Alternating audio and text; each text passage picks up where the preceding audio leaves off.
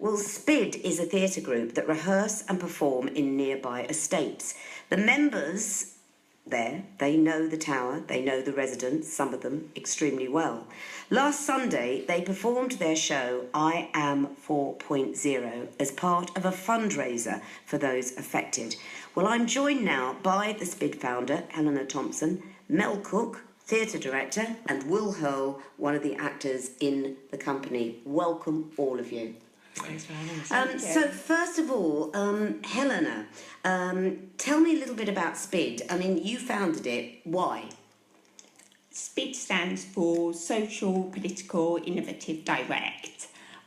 We founded it to champion high-quality community theatre on council estates. Community to us means shared experience in a shared space, and we believe the demand for that is greater than ever. That's our passion. Okay, so let me turn to Will as one of the actors.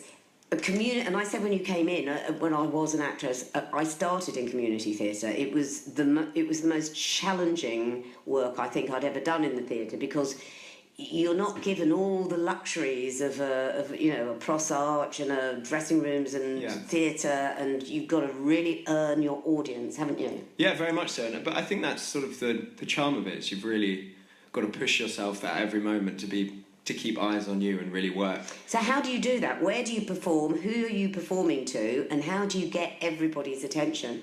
So with SPID, we're taking it on a tour all around London. So we've been to the Alcola, we're going to Southwark Playhouse, the Bush, and we're going out to a Secret Garden Party as well. So you are in great theatres then. You're not sort of drawing together in a community hall or something, or in the middle of a garden or a park and trying to get everyone's attention. There's all sorts of places. So last weekend we were at Alexandra Park Road. So we were in a tenants' residence hall there. And then we were at the playground, so that was the Grenfell one. So we're literally going everything from fields to proper theatres on this tour.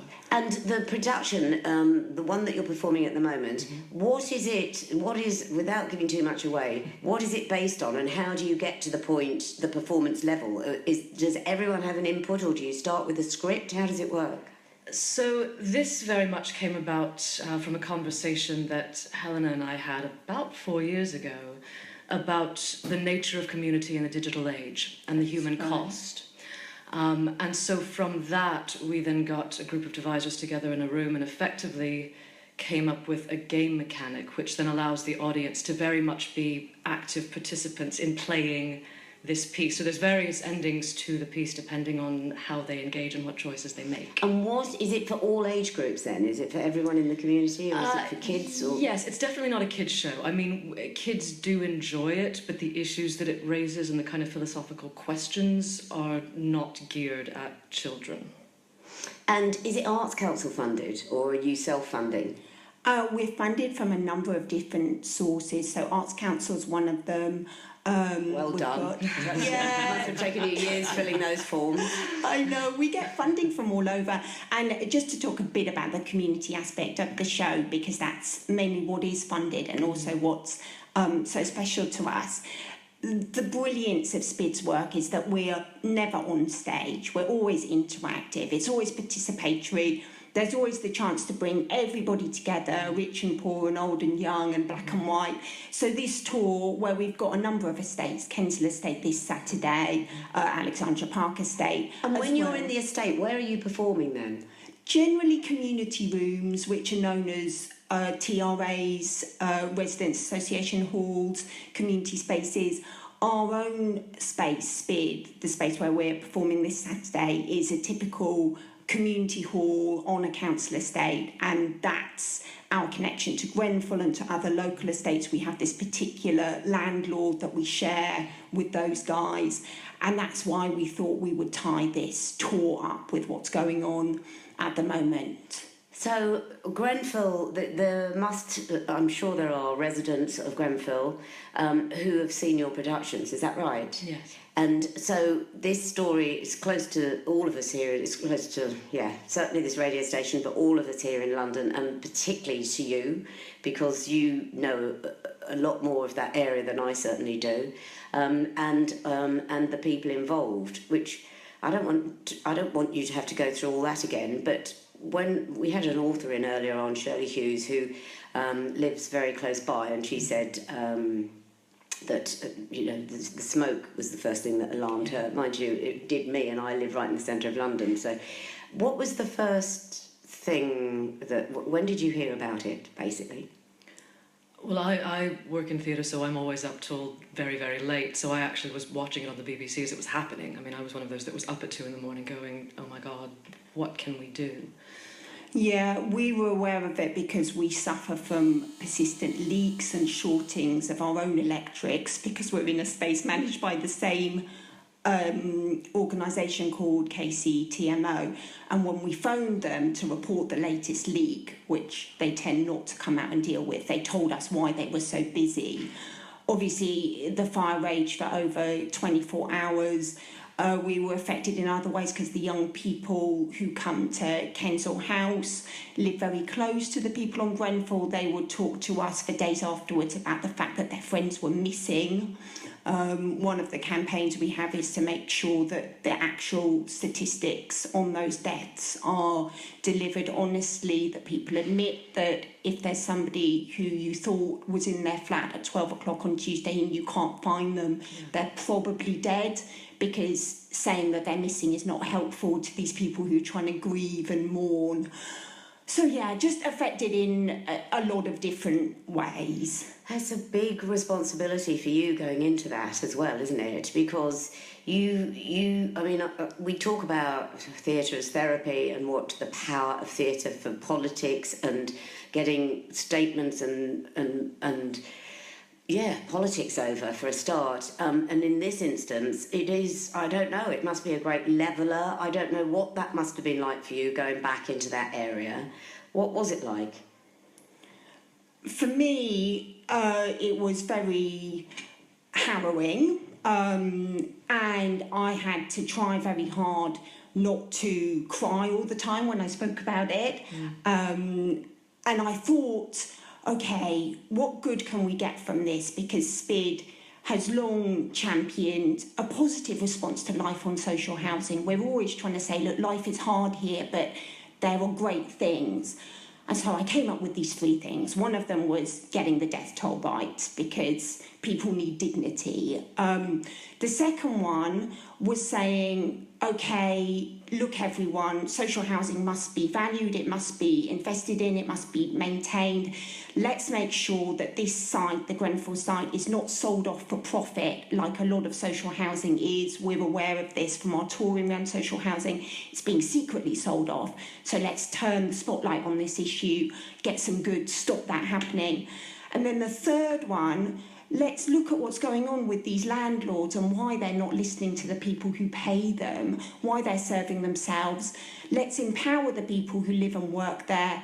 We, SPID, are fighting to extend our lease so that we can maintain and refurbish that space ourselves. And we want to set a new precedent of empowerment for the people who live and work in social housing. It's quite extraordinary, isn't it? Because I was listening to the radio this morning, and if you think, in this country, our education, our health system, and our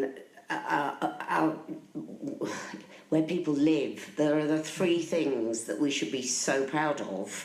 And that latter one, social housing now, everything's shifted, hasn't it? But for the reasons you've just said, at least if anything comes out of this, it is now being looked at for the very reasons you've talked about. And theatre can hold a great deal of power in that, can't it? It can get people talking and it can get people discussing.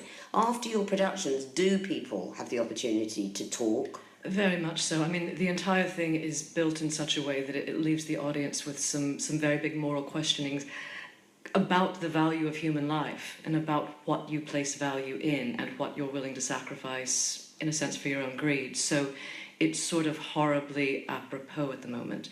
And there's definitely always very big debates sort of in the bar afterwards where people are going, I can't believe that you could do that, and someone else going, I don't believe that you didn't. So, I think... But do you think, and I don't mean this to sound harsh, you're preaching to the converted. The people you're playing to are living that life. They're witnessing it. It's their manner. The people who are not at your productions are the ones that should be. along with, you know, your own audience. Absolutely, absolutely. I think what it does do, and what we've had a lot of people say, is that it made them aware of things in themselves they weren't aware of. So people suddenly find that they are being very cutthroat when they weren't expecting to be. I think that's right, and I think there is something quite unique about SPID's mix it up philosophy. The fact that we're programming our events to happen in these posh theatres, but also on these council estates. I mean, it's worth mentioning that iAm 4.0 is just the show that happened to be on SPID's agenda at the moment, but we are timely, we're poor and we're cheap, and we respond quickly to what's going on, so there is something relevant about it.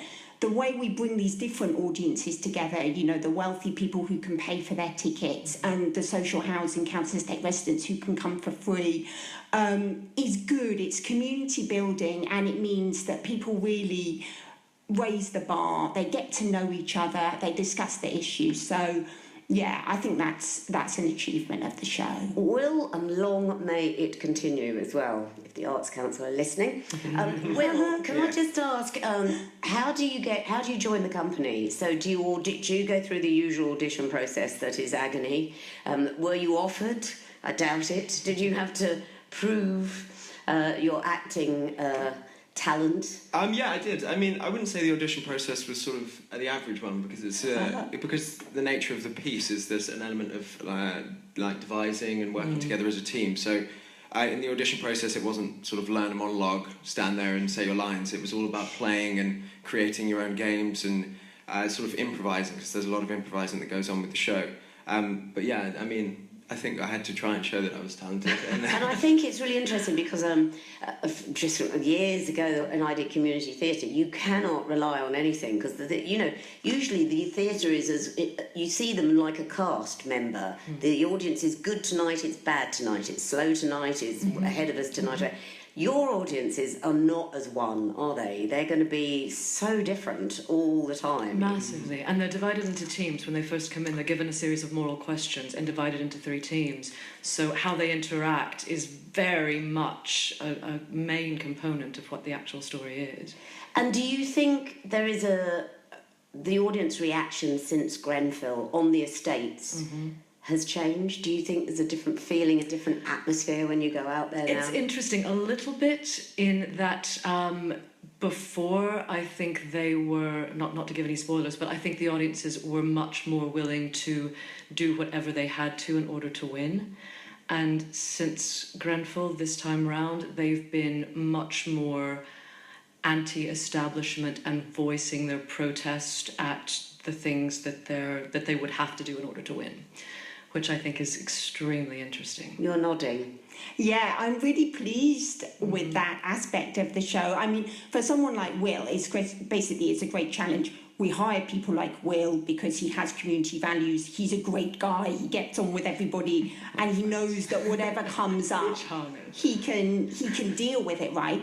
But the show is different every time we do it. The audience decide what happens, and to see in the light of Grenfell that they really are actually thinking about those moral choices and the value of human life and what decisions we make, and just the bigger questions of who's really in control here and what can we do to fight for the best case for everybody is wonderful. I think it's amazing to see people discussing the show afterwards, to see that actors rising to the challenge and really responding to what people want. I often think it's a bit like a living game or something, that people just look so alive. They don't look the way they do when they sit there watching a show on stage. They look like they're playing something, and yeah, that's just really inspiring. They have an input, don't they?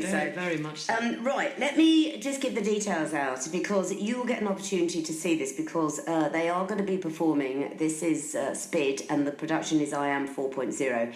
It is going to be performed in several theatres over the summer. So on the 15th of July, oh wow, the Bush Theatre, you lucky thing. It's beautiful. Yeah. And Southwark Playhouse. We were just talking to Trevor Nunn, actually, who's got a show, I think, going in there quite soon. So Southwark Playhouse, and also our favourite, the Park Theatre. Wonderful. And there you go, Finsbury Park, very important. They, obviously, they've had horrendous things happen on their doorstep as well. So you can get to see them at those venues throughout August.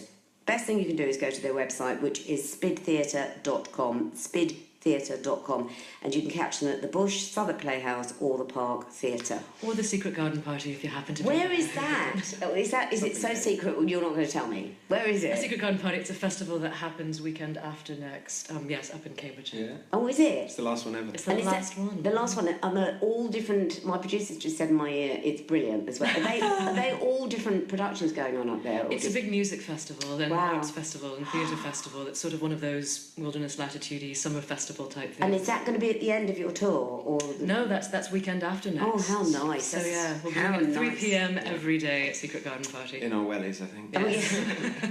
Can I just ask? I've been asking everyone on today's show who have a connection with Grenfell, and you certainly do.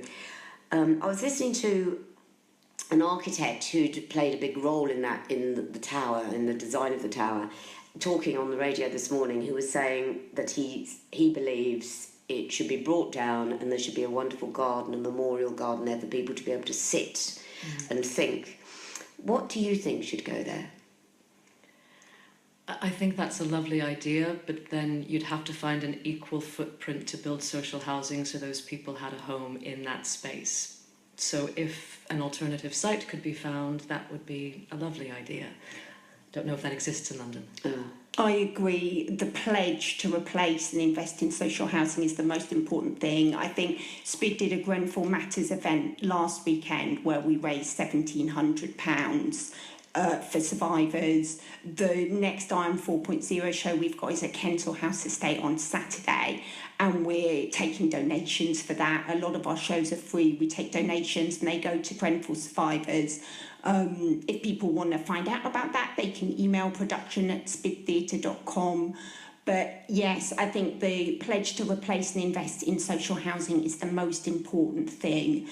To me, what happened at Grenfell was not a tragedy relating to cladding or relating to a fridge. It related to the fact that people weren't listened to. And what we need to do is make sure that they are listened to in future. I think you're amazing. Okay, so let me just thank the three of you for coming in. Helena Thompson, Mel Cook and Will Hearle. Thank you, and long may your company continue. Thanks so much, Jo.